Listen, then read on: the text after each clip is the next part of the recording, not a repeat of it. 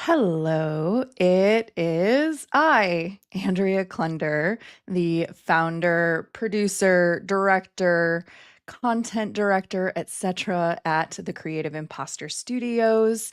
If you don't know me, then I will tell you that I am someone who has been working in the podcasting industry for about a decade since a little more than a decade. 2015 is when I started my first podcast.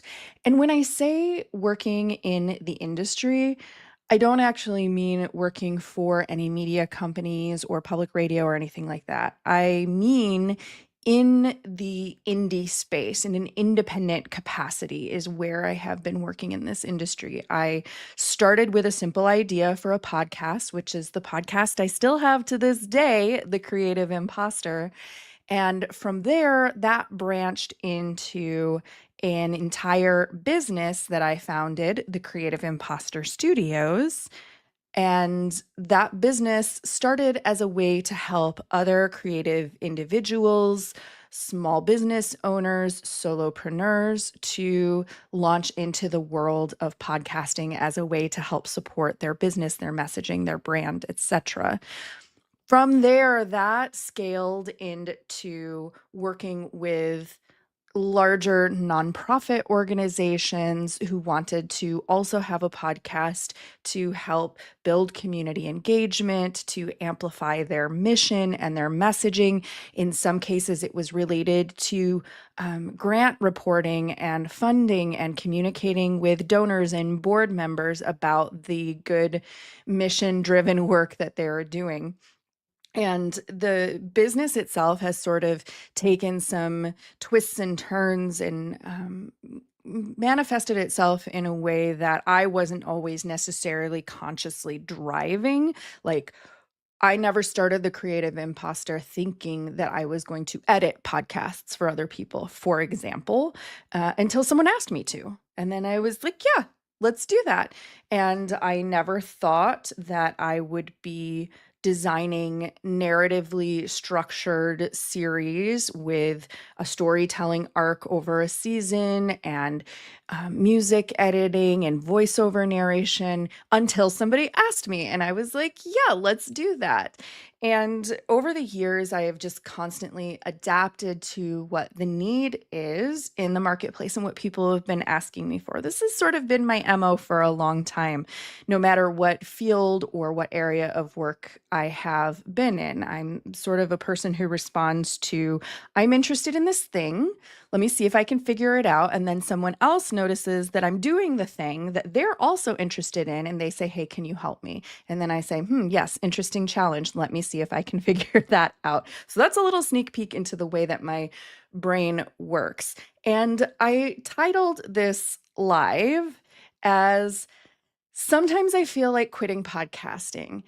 And also, if you've known me for a very long time, like longer than a decade, you may have known previous iterations of Andrea Klunder. And that is Yoga Andrea. So before I had a podcasting business, I had a yoga business and I was teaching yoga and doing therapeutic Thai body work and offering spa services in Chicago. And that business structure lasted for about 5 years, but I had been teaching yoga for longer than that prior. So that phase, that identity, which here on the Creative Imposter, I'm always looking at the intersection between identity and creativity, like who we are and what we do or what we're producing out in the world. And that identity lasted about a decade. It was about 10 years. Prior to that, I was doing film and video type work and was working a day job in my first full-time job at a nonprofit organization here in Chicago doing arts admin and technical work, but I was also doing film and video stuff on the side more independently, thinking that I was just doing this day job until I would get my big break and launch into the film world somehow. I didn't really have a good plan for that because liberal arts degrees tend to teach you the skills and support the talent and the craft and not really teach you about how to work, how to have a business, or how to get a job, or how to get paid doing the craft that you're learning. That's my critique.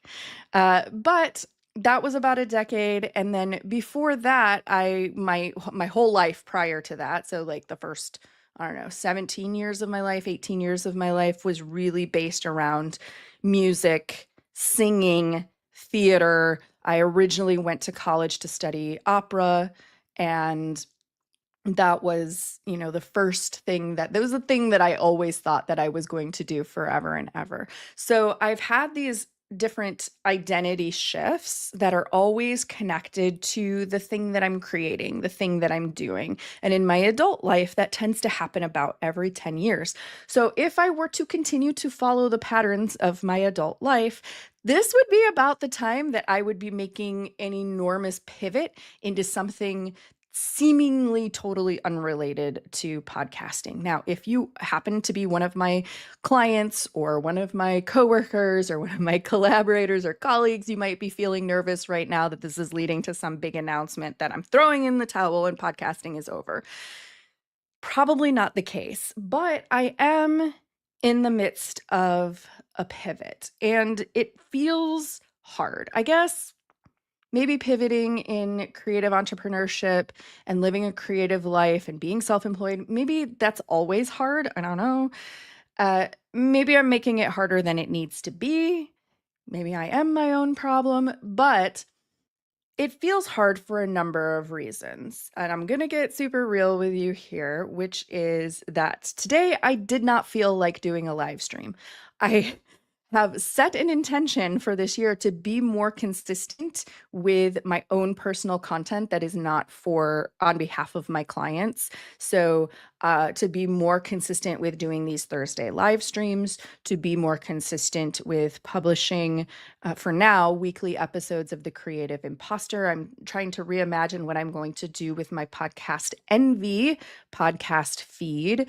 And this is the second Thursday in January, and I already was like, I don't think I can do this solo live stream today. And that is because I woke up feeling extremely heavy and headachy and foggy and just not feeling like coming on here and being my bright, shining, glowing self and talking about podcasting and business and strategy and creativity and entrepreneurship, because there are things happening in the world, primarily focused obviously in the United States where I am, that have really gotten to me. And I know it's been a slog for a lot of us who are more ideologically liberal or progressive. The past, I don't even know how many months, it feels like a generation at this point, or a decade at least, has been rough with constant things happening. But I have a certain energetic disposition, and this is maybe going to sound a little woo, I'm not sure, but there are certain moments when something happens on a global scale that maybe doesn't directly impact me. It's not like somebody's trying to break into my house and threaten my immediate security. It's not that kind of level, but it's like something on a big level that I have no control over that happens, that affects the knowledge of it happening affects my nervous system to a way where like my body just kind of shuts down. And that's how my nervous system is responding to two things right now, which in this moment are the Venezuela situation and the ICE murdering citizens in the streets situation, particularly speaking of the Minnesota incident. And I feel like those are issues that I can't do anything about. And I also can't, it's hard to be a media person professionally who is paying attention to what's out there in the discourse and, how it affects things and whatnot. It's hard to avoid hearing about those things and having those things constantly in my awareness. And so my system is struggling against that right now. And that is part of why last year on The Creative Imposter, I initiated a series called Creativity and Media as Resistance, because regardless of what your ideology is, political beliefs, et cetera, allegiances, alliances, I believe that creative individuals, creative leaders, uh, have a role and a responsibility in society to influence more of what we want to see in the world that we want to live in. We're like um, the ideal holders, the visionaries of what's possible, and also at times the reflective mirror of what is, which is sometimes mirroring not the ideal, right? Mirroring what we don't want. So those are kind of like the three pockets of responsibility that I feel that creative leaders hold in our society. And I associate me with that role and responsibility. I also associate most of the people that I work with, I would consider in their own field and in their own definition as being creative leaders who hold those responsibilities for that. And so when I was feeling completely overwhelmed by the global goings ons that I don't feel like I have control over influencing in any way, shape, or form, I was thinking to myself, what do I have control over? What do we as individuals, what can we do in our own ways that may have small impact, that may have, a larger impact than what we ever imagined? What can we do? What space can we hold? And that was the intent behind that series. And talking with a lot of different creators in different fields really helped me with that and helped me through that time. Now, I have moved on from that series in terms of my live streams. So, what I've been doing is live streaming those conversations to you here on this platform, and then taking the audio and giving it an introduction and a slight edit and putting it out in the Creative Imposter podcast feed on the audio podcast apps. So there's like two versions. There's the live unedited version and then the edited, recorded, introduced version, contextualized version from me. And I've completed live streaming that series. There are, I believe, 2 more episodes from that series that are going to be coming out in the audio feed because the audio feed's a little bit behind the live stream schedule. So I have a really great conversation that I had with Jenny Wetter from Repros Fight Back, which is a podcast looking at reproductive justice conversations, reproductive health, etc. And also an interview that I did with Tanya Muhammad and Shah Jahan Khan about a narrative podcast that they've been working on getting out into the world, talking about the music scene from a distinct period in time in Karachi, Pakistan, which is where they're both from. And so those 2 episodes have already streamed live. They're already available on the YouTube playlist for Creativity and Media as Resistance, which you can find that YouTube playlist of all the live streams at bit.ly/creativity as resistance. Again, that's bit.ly/creativity as resistance. And those 2 edited episodes will still be coming out here in January. I've moved on from that because I sort of hit a pause in knowing who I wanted to talk to and what I wanted to talk with them about. And I also felt like that series had done what it needed to do for me energetically. And so I was ready to move on to a new topic. And I am still trying to remind myself that when things feel overwhelming globally or internationally or nationally, I don't know, galactically, and we don't feel like we can do anything, it is sometimes useful to look at what we can do here on this scale and what we do have power over. This is circling back to my topic, I promise you. I could have scripted this, it would have been much more concise, but as some of you may know, I am more of a verbal processor. And so speaking this out to you extemporaneously, what's been rolling around in my brain for the past month or so, is helping me to formulate this into a cohesive narrative, which is that very reason of being of influence and being of service for creating the world we want to live in on an individual scale, on a micro scale within our own communities and within our own reach and sphere of influence, is the exact reason why I am not quitting podcasting right now.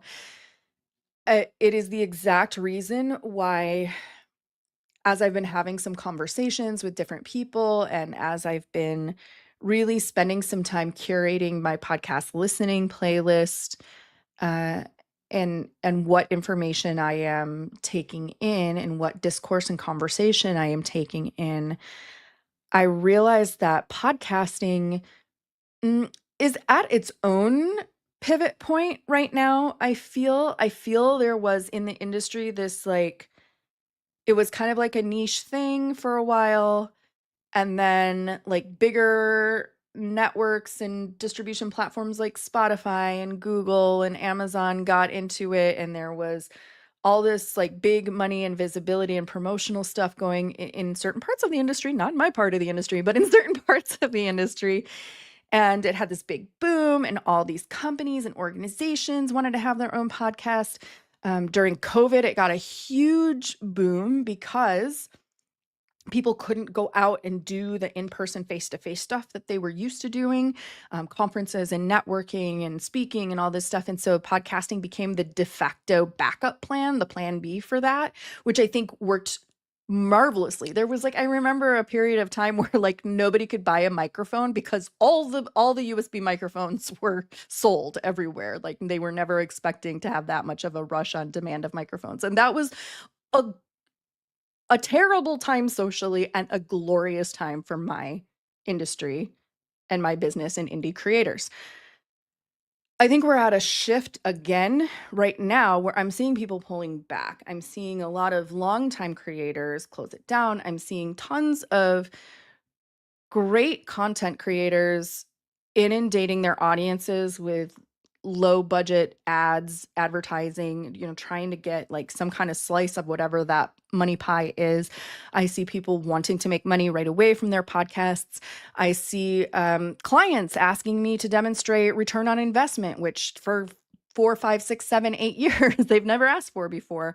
I've seen January is normally, or the end of the year into the beginning of the year is normally a time where new podcast launches pick up. People are reaching out to me about consultations for launching a new show, developing a new show. And this year people are saying like, I wanted to do it, but I don't think I have the capacity. I don't think the time is now. So something has definitely shifted. I don't think I'm the only one that's noticing this. I don't think that it's just me and my business. And I think that it's because what people need from podcasting is something different now. And podcasting is incredible because it's such a flexible medium. Podcasting is such a flexible medium that you can use it for a variety of different things. It's not just one thing or one platform. Uh, and because it is at its heart an open source type of media distribution, it's one of the only ones that are not gate kept, and one of the only forms of media and what I'll call in my broadcast communication academic language, what I'll call one-to-many communication.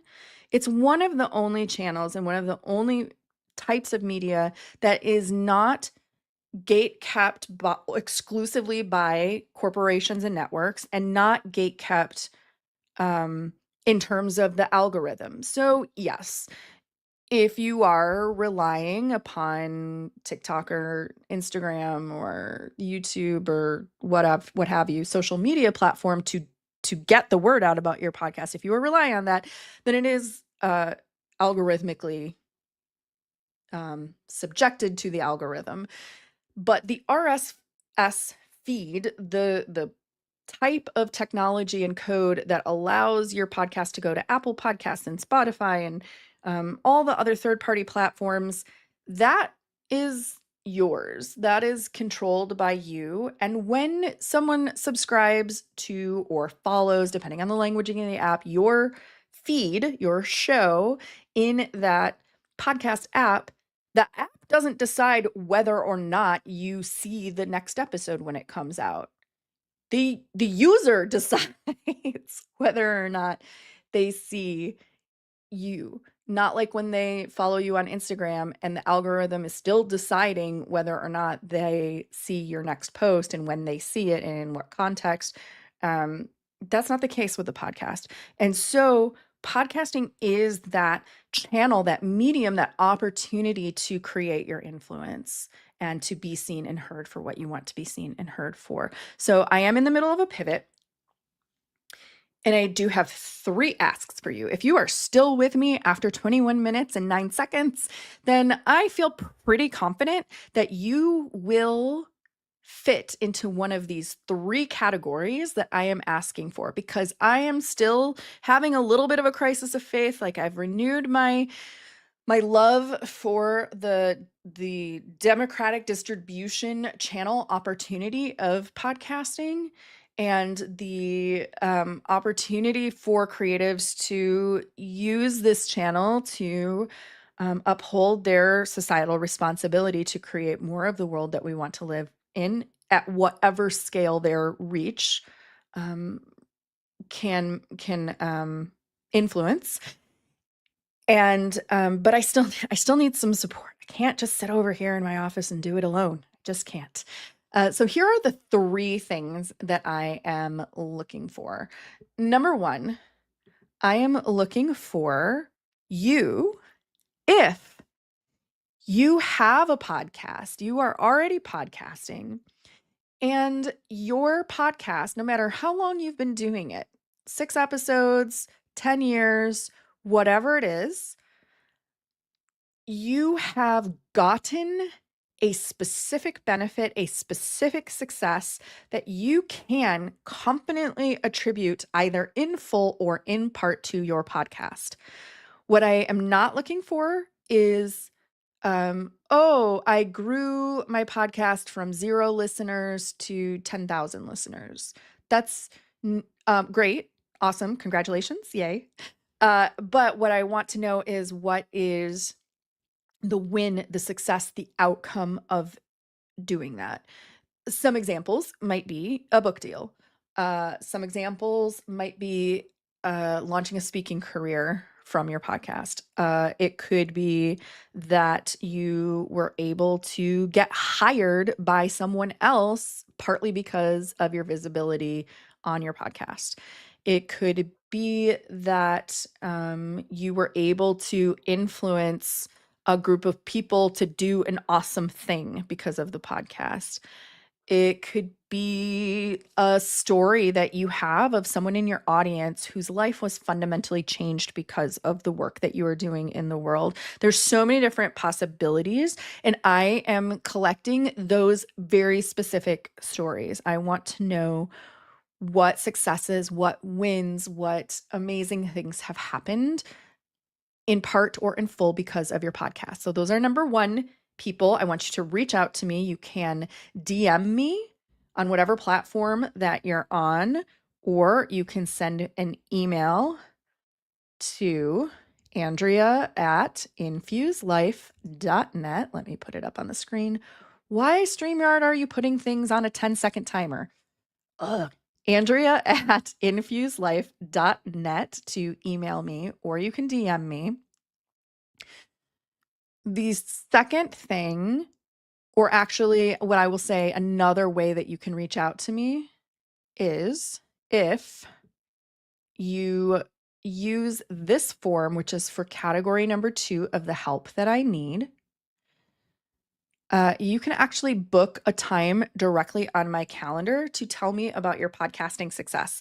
This is at bit.ly/powerfulpod, bit.ly/powerfulpod.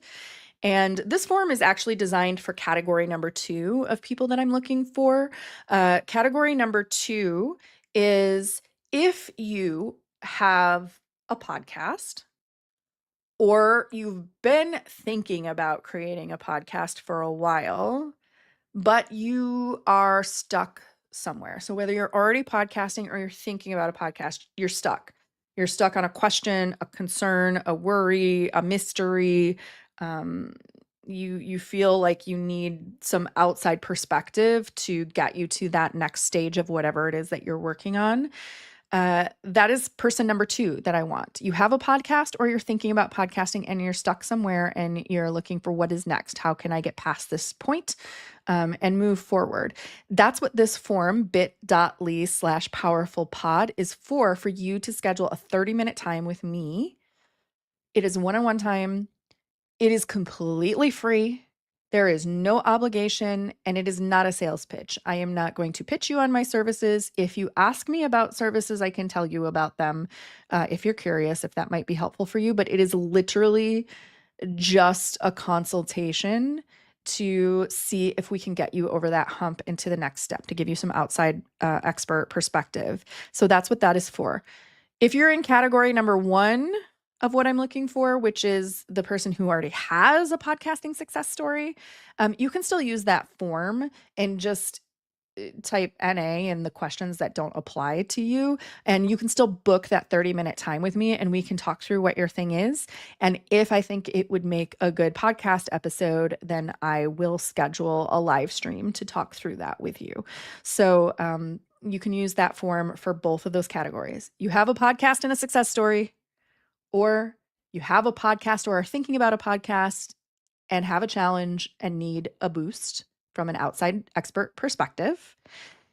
And the third category is a little more broad, a little more general. It is not directly related to podcasting, but it is related to creative identity and what we put out into the world and creating the world that we want to see. And that is my new series that I am doing here now that we're shifting out of creativity and media as resistance. And that new series is When Your Art Becomes Your Job. When your art becomes your job. You can find the live stream playlist. We've already done a couple of conversations on this series. You can find that playlist on YouTube with the live streams at bit.ly/art versus job, bit.ly/art vs job.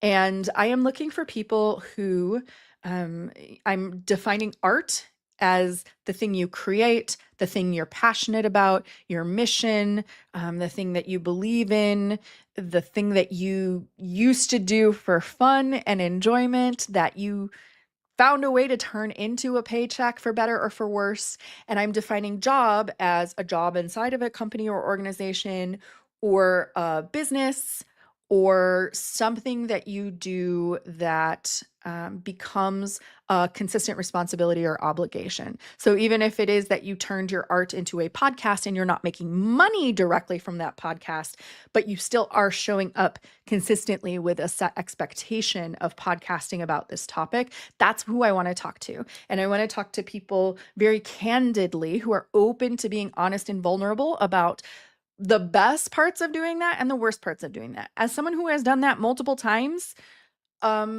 I can tell you that I can't imagine doing my life any other way. It's really hard for me to imagine having a business or a job that is not something that I am personally passionate about. Like, for example, owning a chain of laundromats. There's a part of me that's like, oh, that sounds pretty easy. But I can't imagine doing that. And also, there are some major downsides to making your art your job. And so I just want to have some open, honest, vulnerable conversations about that. So you can find that playlist of the conversations we're already having, or you can reach out to me, let me know a little bit about your story.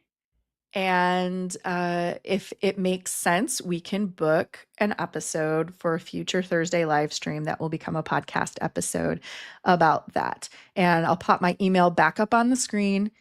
You can email me, Andrea@infuselife.net, or DM me on your favorite platform. Don't say favorite platform because I'm not everywhere.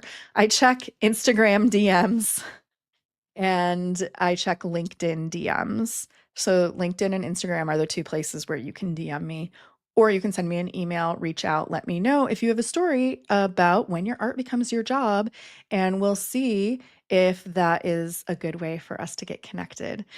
So I'm hoping to hear from you. I'm hoping to have some help in figuring out this pivot for the Creative Imposter Studios in terms of how we can use this incredible, open, mostly democratic platform, media distribution channel and format to create that life that we want to have, the world that we want to live in.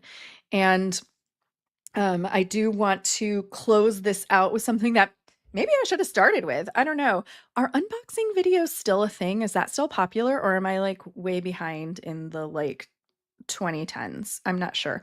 But a little bit of warm fuzzy feeling acknowledgement that I'm on the right track and I'm doing the work and I'm surrounding myself with the people and working with the people both inside my team and also my clients that I am working with to do work that matters and that has influence.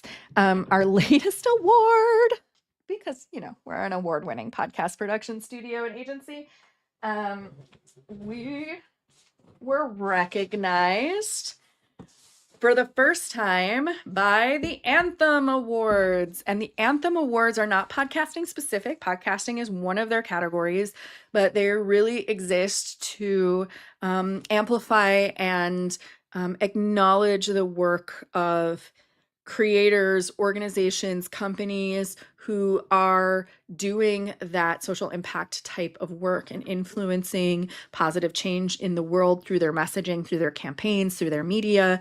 And so I got this box recently, a big, heavy, fragile box that I'm grateful was not chucked over the fence in our courtyard, as sometimes these delivery services like to do.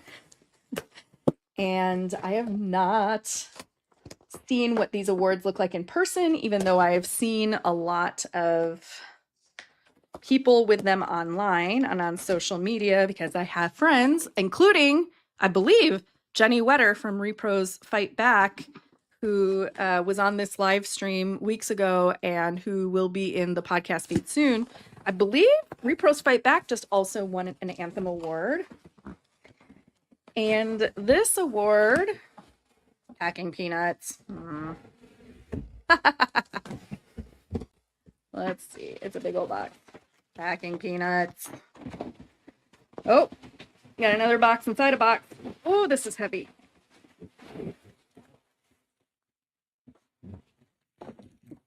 Are these unboxing sounds ASMR, or are they terrible? I don't know what it sounds like. I don't have my headphones on. One more box. So this award was for a podcast that we produced an initial season of, that we are hoping to have subsequent seasons of, a podcast called Sounds Current. Let me actually put this up on the screen. This was for Sounds Current. Oh, Lord. I seriously, StreamYard, if you are listening to our streams, I don't like these 10-second banner timers. Okay.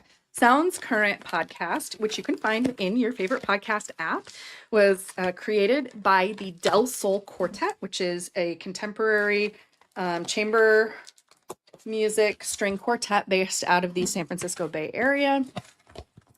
And they wanted to use podcasting to tell the story of how they commissioned and did a world premiere and several subsequent performances of a new oratorio, which now has multiple musical formats, called Angel Island.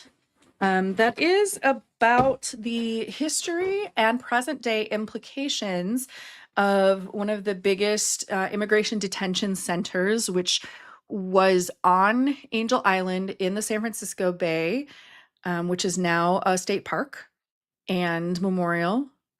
And it was a detention center in the early part of the 1900s, primarily for Chinese immigrants into the US, who were leaving China for all sorts of reasons. And man, it's past, it's history, but it's still rippling into implications of modern day. And it's a fascinating story. It's historical, it's creative behind the scenes of making this new piece of art. There's a lot of personal narrative and family history in there. It's a really great 4-part season with some bonus interview content after the fact. And we have gotten a lot of recognition for this podcast. So I'm hoping that we are able to tell some additional stories through this medium and through this feed and channel. Again, that sounds current on your favorite podcast platform.